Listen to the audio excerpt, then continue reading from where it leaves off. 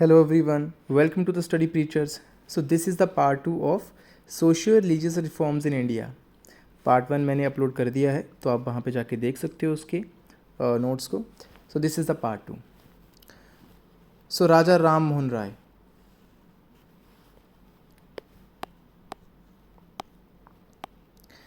काफ़ी important personality हैं ये, जिनका कि सोशल रिलीजियस रिफॉर्म्स में काफ़ी इंपॉर्टेंट रोल रहा है.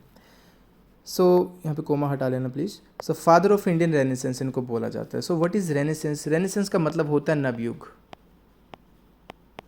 नया दौर, न्यू एरा. ठीक है, तो उसको इनको उनका फादर कंसिडर करा जाता है. Maker of modern India. ठीक है, he had a scientific temper. Of course he had a scientific temper and which was based on the human dignity and social equality. Faith in monotheism. No, what is monotheism? Monotheism को हिंदी में कहा जाता है एकेश्वरवाद, यानी कि one God, कि भगवान सिर्फ एक है. ठीक है, तो वो उन्होंने इस चीज़ का काफ़ी खंडन करा है, यानी कि पॉलीथिज्म का. सो उनका फेथ था मोनोथिज्म में. मैंने आगे क्लियर भी यहाँ पे करा हुआ, दैट इज़ एकेश्वरवाद. In 1814 he set up the Atmiya Sabha. Very important question. Atmiya, अब आत्मीय सभा का दूसरा नाम क्या है? Society of friends. Very important. ठीक है, ये आत्मीय सभा का ही दूसरा नाम है, जो कि ओपन करी गई थी कलकत्ता में. अब उन्होंने कैंपेनिंग करी थी किसके खिलाफ? कास्ट के खिलाफ, जो कास्ट इश्यूज थे उनके खिलाफ. ठीक है, मीनिंगलेस रिचुअल्स, जो भी बिना लॉजिक के जो हमारे रीति रिवाज थे उनके खिलाफ उन्होंने काफ़ी आवाज़ उठाई. अब देखो, ये क्वेश्चन मॉडर्न इंडिया में बहुत इंपॉर्टेंट रहते हैं. ऐसी इन्फॉर्मेशन ज़्यादातर आप देखोगे पेपरों में देखने को मिलेगी आपको क्वेश्चंस में. ठीक है, एक बुक है उनकी, परसेप्ट्स ऑफ जीसस, 1820 में लिखी थी इन्होंने. ये ब्रह्म समाज की स्थापना करी है इन्होंने 1828 में. अब जब उनके आइडियाज़ इतने थोड़े से ज़्यादा काइंड ऑफ प्रैक्टिकल थे या साइंटिफिक थे, तो कुछ तो ऑलरेडी जो ऑर्थोडॉक्स पीपल थे हमारी सोसाइटी में, तो उनको उससे कुछ दिक्कत होने लगी थी. ठीक है, तो उन्होंने इसका काफ़ी स्ट्रॉन्ग अपोजिशन किया. जैसे कि एग्जांपल के तौर पे हम नाम देख सकते हैं राजा राधाकांत देव का. ठीक है, अब उन्होंने ब्रह्म समाज के खिलाफ उसको काउंटर करने के लिए इन्होंने अपनी एक ऑर्गेनाइजेशन बनाई, जिसका नाम इन्होंने रखा धर्म सभा. ठीक है, क्या नाम रखा इन्होंने? धर्म सभा. टू एनकाउंटर और to counter the ideas of Brahmo Samaj. ठीक है, बात करते हैं कुछ फीचर्स की ब्रह्म समाज के. सो ब्रह्म समाज अगेंस्ट था पॉलीथिज्म के, जैसा मैंने पहले बताया. ठीक है, वो मोनोथिज्म में बिलीव करते थे. आइडियल वर्शिप के खिलाफ थे, यानी कि जो मूर्ति पूजा है. डिस्कार्डेड फेथ इन अवतारास, यानी कि इसमें कम बिलीव करते थे कि जो डिफरेंट अवतार हुए हैं कि ऐसा नहीं होता उनके अकॉर्डिंग. ठीक है, दूसरा सबसे इंपॉर्टेंट चीज़, criticise the caste system. Caste system को उन्होंने काफ़ी क्रिटिसाइज करा.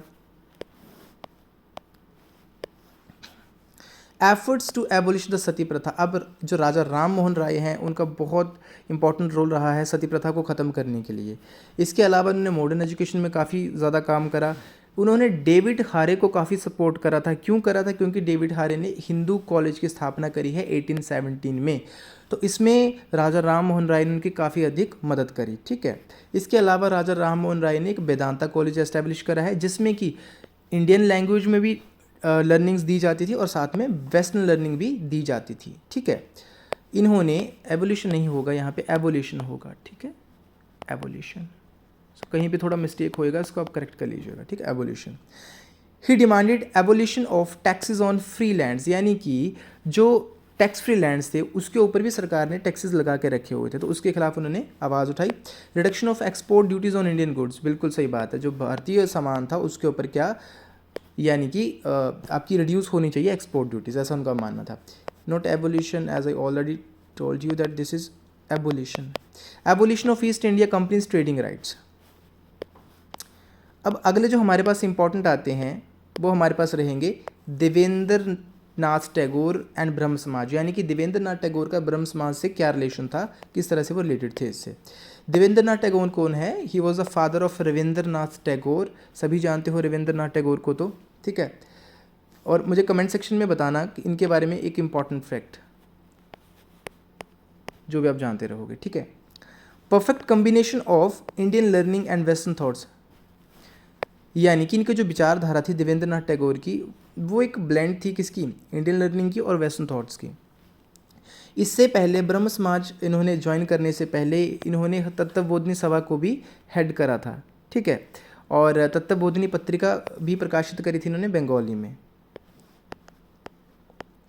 फिर इंपॉर्टेंट पर्सनैलिटी आते हैं केशव चंद्र सेन एंड ब्रह्म समाज, राइट। अब इनका क्या योगदान रहा है। अब केशव चंद्र सेन को एक पोस्ट पे नियुक्त करा था जिसका नाम था आचार्य, राइट। आचार्य एक पोस्ट थी, ठीक है, तो वो देवेंद्रनाथ टैगोर के द्वारा ही नियुक्त करे गए थे, उनको ये पोस्ट दी गई थी।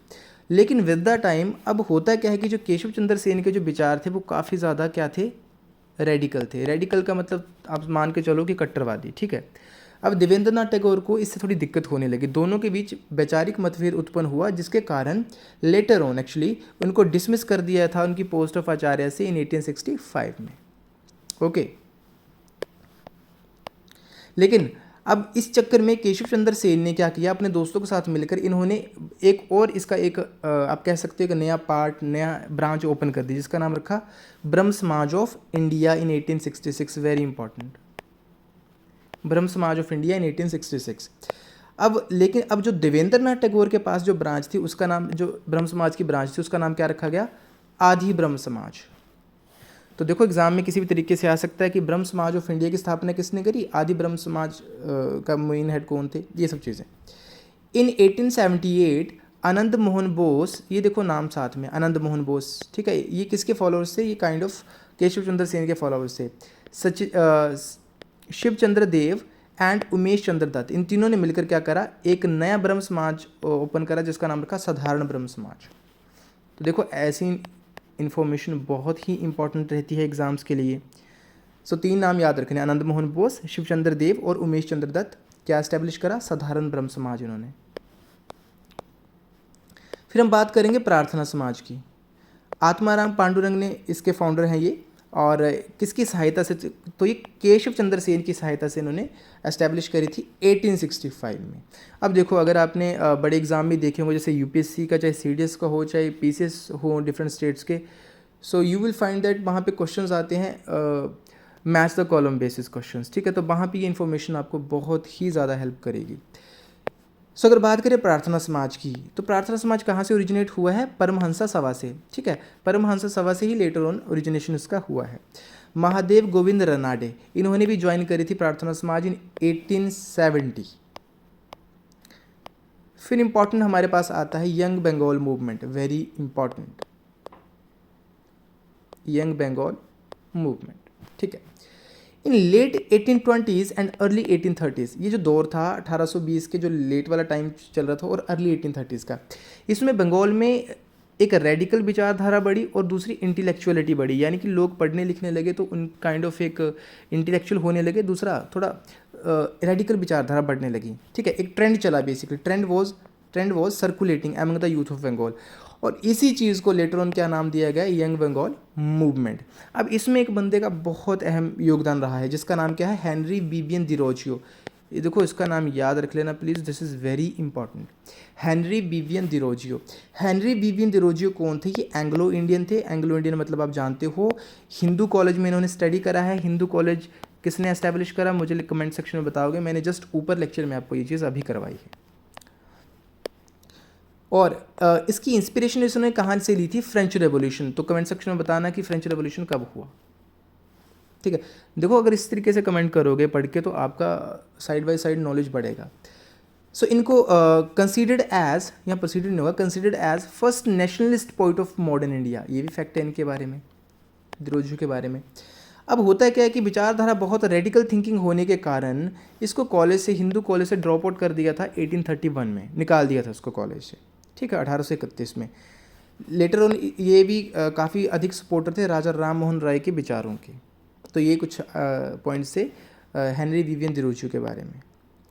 फिर हम बात करेंगे ईश्वर चंद्र विद्यासागर की। ईश्वर चंद्र विद्यासागर हम पहले भी पढ़ चुके हैं फर्स्ट लेक्चर में, बहुत इंपॉर्टेंट पर्सनालिटी हुए हैं। Blend of Indian and western thoughts, बिल्कुल सही बात। अगेंस्ट किस चीज़ के खिलाफ थे, ये थे प्रिस्टली मोनोपोली के खिलाफ थे ऑफ स्पिरिचुअल नॉलेज, यानी कि अब प्रिस्टली मोनोपोली क्या है, जो पुजारी वगैरह हुआ करते थे मंदिरों के, ठीक है, अब उनका जो एकाधिकार बना हुआ था ना, जो मोनोपोली, यानी कि जो धार्मिक नॉलेज है स्पिरिचुअलिटी पे सिर्फ उन्हीं का राइट था, और जो निम्न स्तर के लोग थे उनको उसका अधिकार नहीं दिया जाता था या क्रिटिसाइज़ किया जाता था, तो वो इसके काफ़ी खिलाफ थे। इन्होंने संस्कृत कॉलेज ओपन करा है नॉन ब्राह्मण्स के लिए, ठीक है, और विडो रिमैरिज के लिए तो उन्होंने काफ़ी अधिक काम करा है। फिर नाम आता है इंपॉर्टेंट, बाल शास्त्री जाम्बेकर। बाल शास्त्री जाम्बेकर जो थे ये इन्होंने बॉम्बे में काफ़ी ज़्यादा सुधार करे हैं, रिफॉर्म्स, लेकिन इनका सुधार करने का तरीका क्या था, थ्रू जर्नलिज्म, पत्रकारिता के द्वारा इन्होंने सुधार करे हैं।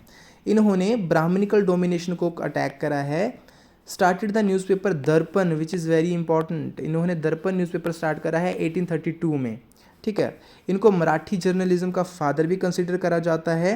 इसके अलावा 1840 में इन्होंने स्टार्ट करा था दिग्दर्शन। दिग्दर्शन भी एक पत्रिका है, मैगजीन है, जिसमें कि इन्होंने क्या पब्लिश करा, साइंटिफिक सब्जेक्ट्स को, यानी कि साइंटिफिक थॉट्स को, जिसमें इन्होंने इंक्लूड करा था। इन्होंने बॉम्बे नेटिव जनरल लाइब्रेरी की स्थापना भी करी है। फिर हम बात करेंगे परमहंसा मंडली की। परमहंसा मंडली की इन 1849 महाराष्ट्र में बेसिकली ये स्टार्ट हुई थी। फाउंडर्स हैं इसके ददोवा पांडुरंग और मेहताजी दुर्गाराम। इतनी इन्फॉर्मेशन काफ़ी रहेगी। Now we will talk about Satyashodhak Samaj. देखो कितनी बार एग्जाम में क्वेश्चन यहाँ से आते हैं। तो ज्योतिबा फुले, जो पार्ट 1 में आपने इनका नाम सुना है, ज्योतिबा फुले के बारे में, देखो संबंध रखते थे महाराष्ट्र से और सतारा डिस्ट्रिक्ट में जन्म हुआ इनका, माली कम्युनिटी से संबंध रखते थे। मैंने पार्ट 1 में ऑलरेडी बता चुका हूँ ये। इन्होंने सत्यशोधक समाज की स्थापना करी 1873 में, जिसका एक और नाम भी है truth seekers society. This is important, ठीक है, दोनों सेम ही चीज़ है। मुख्य काम क्या है इनके, कुछ इन्होंने लिखी हैं कुछ चीज़ें, जैसे कि सार्वजनिक सत्य धर्म इंपॉर्टेंट काम है, और गुलामगिरी, इनको प्लीज़ याद रखोगे, सार्वजनिक सत्य धर्म और गुलामगिरी। वाइफ का नाम है सवित्री बाई, एक एग्जाम में डायरेक्टली नाम इनका पूछा गया था, ठीक है, तो प्लीज़ इसको याद रखोगे। इन्होंने लड़कियों की एजुकेशन के लिए पुणे में एक स्कूल ओपन करा था। इसके अलावा जो ज्योतिबा फुले हैं, इनको पायनियर बोला जाता है विडो रीमैरिज मूवमेंट के लिए इन महाराष्ट्र में, यानी कि वैसे तो आपके ईश्वरचंद्र विद्यासागर का नाम आता है, लेकिन if we talk about particularly about Maharashtra, तो यू विल सी कि यहाँ पे नाम आता है ज्योतिबा फुले का। इन्होंने विडो रीमैरिज के लिए काफ़ी अधिक काम करी। इन्होंने विडोज़ के लिए, नॉट विंडोज़, सॉरी मिस्टेक, इन्होंने विडोज़ के लिए एक होम भी ओपन करा था 1854 में, ठीक है, और इनको टाइटल क्या दिया था, महात्मा का टाइटल दिया था इनको। फिर हम बात करें गोपाल हरि देशमुख लोकहितवादी। गोपाल हरि देशमुख को ही लोकहितवादी के निकनेम से जाना जाता है, ठीक है। लोकहितवादी क्यों जाना जाता है, क्योंकि इन्होंने एक साप्ताहिक पत्रिका लिखी थी जिसका नाम था प्रभाकर। क्या नाम था, प्रभाकर, और इसमें जो पेन नेम था इनका, किस नाम के पेन नेम क्या रखा था इन्होंने, लोकहितवादी। अब पेन नेम क्या होता है कि देखो आप कुछ कविता लिखते हो और आपने कविता के नीचे अपना एक नया नाम लिख दिया, लेट सपोज कि अपना ओरिजिनल नाम ना लिख के कुछ एक शॉर्ट नाम लिख दिया, तो उसको पेन नेम बोलते हैं। तो इनका पेन नेम क्या था, लोकहितवादी। सोशल रिफॉर्मर है ये भी महाराष्ट्र से, ठीक है, और ये सोशल रिफॉर्मर होने से पहले ये ब्रिटिश राज के अंडर जज की पोस्ट पे थे। हितेशु एक और वीकली मैगजीन है इन्हीं के द्वारा लिखी गई। फिर एक इट्स नॉट जॉन, इट्स ज्ञान प्रकाश, ठीक है, ज्ञान प्रकाश, इंदु प्रकाश एंड लोकहितवादी, इन्हीं के द्वारा लिखी गई कुछ मैगजीन्स हैं या पत्रिकाएं हैं, प्लीज़ डू कंसिडर दिस। फिर बात करेंगे हम गोपाल कृष्ण गणेश अगरकर की, महाराष्ट्र से संबंध रखते हैं ये भी। केसरी के फर्स्ट एडिटर हैं ये, बहुत important fact, the first editor of Kesari. Kesari क्या है, अब ये देखो, केसरी स्टार्ट करी गई थी मैगजीन, ये जो या न्यूज़पेपर स्टार्ट करा गया था लोकमान्य तिलक के द्वारा, बाल गंगाधर तिलक, ठीक है। तो बाल गंगाधर तिलक की दो बहुत इंपॉर्टेंट हैं, एक आपकी आती है मराठा और एक आती है केसरी, ठीक है। अब कमेंट सेक्शन में लिख के बताना कि मराठा कौन सी लैंग्वेज में लिखी गई थी और केसरी कौन सी लैंग्वेज में लिखी गई थी, क्योंकि यूपीएससी में ये क्वेश्चन आया था। तो ऐसे क्वेश्चन देखो आपको आएंगे एग्जाम में। Started a weekly magazine Sudharak, very important, against the caste system and untouchability. Now we will talk about the servants of Indian society. Gopal Krishna Gokhale के द्वारा एस्टैब्लिश है। गोपाल कृष्ण गोखले जो थे वो इंडियन नेशनल कांग्रेस के मेंबर थे। 1905 में एस्टैब्लिशमेंट करी इन्होंने, किसकी सहायता से, एमजी रनाडे की सहायता से। एक मैगजीन लिखी है इन्होंने जिसका नाम है हितवाद, राइट। गोखले की डेथ के बाद श्रीनिवास शास्त्री जो हैं एज अ प्रेसिडेंट रहे हैं सर्वेंट्स ऑफ इंडियन सोसाइटी के। Social service league founded by in Bombay by Narayan Malhar Joshi. Ramakrishna movement is very important, the Ramakrishna movement and Swami Vivekananda. ठीक है, अब देखो रामकृष्ण मूवमेंट जो था वो स्टार्ट करा गया था रामकृष्ण परमहंसा के द्वारा। रामकृष्ण परमहंसा का जो चाइल्डहुड नेम था वो क्या था? गदाधर चट्टोपाध्याय। ऐसे क्वेश्चन बहुत इंपॉर्टेंट रहेंगे। इन्होंने रामकृष्ण मठ की स्थापना करी थी, याद रखना रामकृष्ण मठ की स्थापना किसने करी? सो रामकृष्ण परमहंसा के द्वारा। लेकिन जब रामकृष्ण परमहंसा की डेथ हुई तो उसके बाद लाइमलाइट में आते हैं स्वामी विवेकानंद। स्वामी विवेकानंद ने क्या करा? रामकृष्ण मिशन की स्थापना करी 1897 में। हेडक्वार्टर रखा इसका बेलूर। अब रामकृष्ण मिशन का हेडक्वार्टर भी बेलूर था और रामकृष्ण मठ का हेडक्वार्टर भी बेलूर था, ये कोलकाता के आसपास है। जो रामकृष्ण परमहंसा उनकी एक बड़ी फेमस लाइन थी, service of man is the service of God. ऐसे क्वेश्चन आ चुके हैं एग्जाम में, service of man is service of God, Ramakrishna Paramhansa की लाइन दी थी। अब बात करते हैं स्वामी विवेकानंद के बारे में कुछ इंपॉर्टेंट फैक्ट्स की। सो ओरिजिनल नेम क्या है इनका? नरेंद्र नाथ दत्त। अब इन्होंने एक बात बोली थी कि knowledge without action is useless. Important statement इनके द्वारा दी गई। इन्होंने स्ट्रेस किसके ऊपर दिया? Balance between the materialism and spiritualism. और ये बात इन्होंने कब बोली थी? जब ये शिकागो गए थे 1893 में पार्लियामेंट ऑफ रिलीजन्स में हिस्सा लेने के लिए, यानी कि विभिन्न धर्मों का सम्मेलन जो था उसमें हिस्सा लेने के लिए शिकागो गए थे ये। वहाँ पे इन्होंने ये बात रखी थी, एक आइडिया दिया था that there should be a balance between the materialism and spiritualism which is very important. He advocated the doctrine of service, the service of all beings, the service of jiva. जीव मतलब जीवा, जीव मतलब क्या होता है? हिंदी में इसको जीव ही कहते हैं। जीव मतलब living object, right. He said service of jiva is the worship of Shiva. Now we will talk about Dayanand Saraswati and Arya Samaj. So Dayanand Saraswati also known as मूल शंकर, नाम बहुत इंपॉर्टेंट रहेगा, क्वेश्चन आ सकता है। बोर्न इन गुजरात इन ब्राह्मण family. जो इनकी first जो इन्होंने आर्या समाज की जो यूनिट ओपन करी थी that was in Bombay in 1875। Later on he shifted the headquarter to Lahore. तो देखो यहाँ से भी क्वेश्चन आ सकता है। इनकी जो एक लिखी गई किताब है बहुत इंपॉर्टेंट जिसका नाम है Satyarth Prakash. He gave a very famous slogan, not logan, it's slogan, right? Back to the Vedas। और बहुत सारे एग्जाम्स में ये क्वेश्चन डायरेक्टली पूछा जा चुका है। बैक टू द वेदास ये इनके द्वारा ही दिया गया स्लोगन था। He believed in the theory of karma and reincarnation।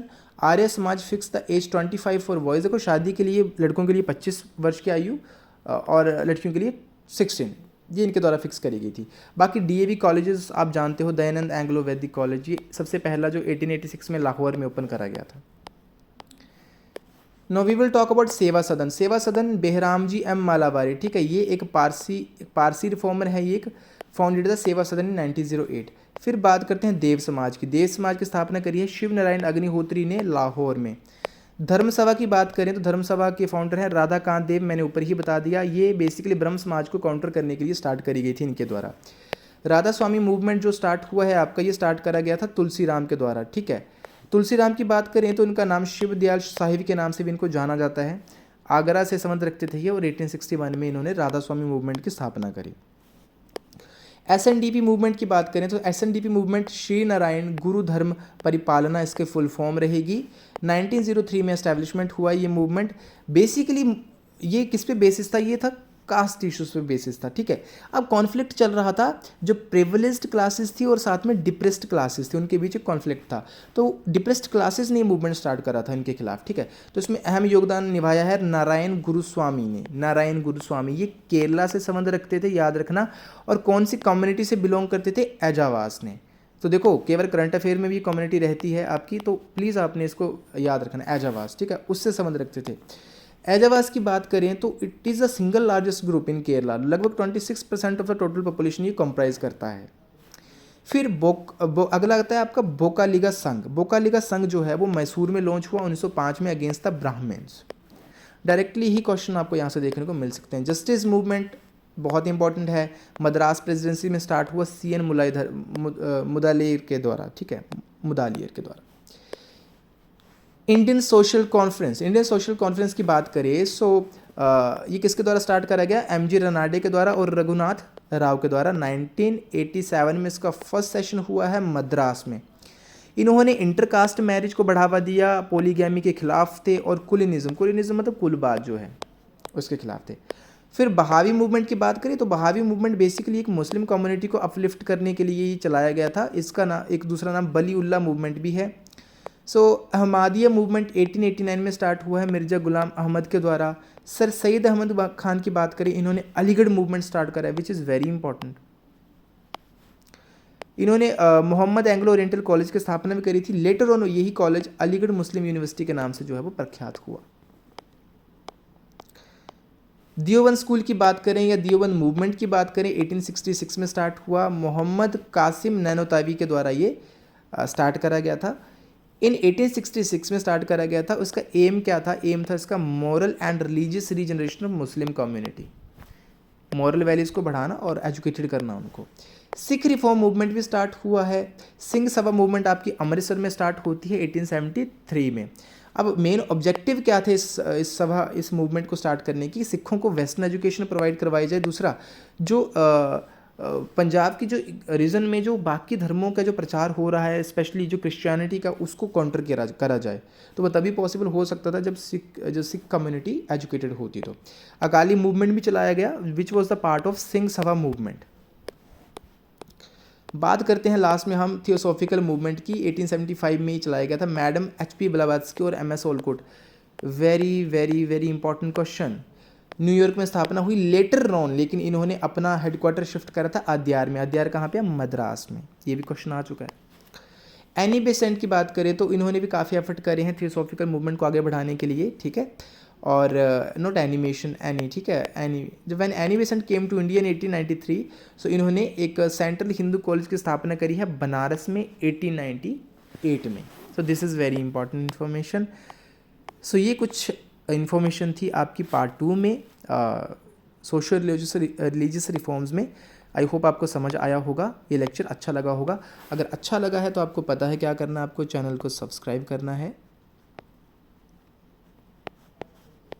Video को लाइक करना है, शेयर ज़रूर करिएगा अगर पसंद आता है, और कमेंट भी करना है। जो मैंने बीच में आपसे इन्फॉर्मेशन पूछी है, आपने उसको कमेंट सेक्शन में ज़रूर बताना है। इसमें देखो आपकी रिवीजन होगी, आपका फ़ायदा होगा। बाकी इसी तरीके से आप हमारे चैनल स्टडी प्रीचर्स पे पढ़ते रहिए, ठीक है। आपका दिन शुभ हो। Thank you so very much देखने के लिए। जय हिंद।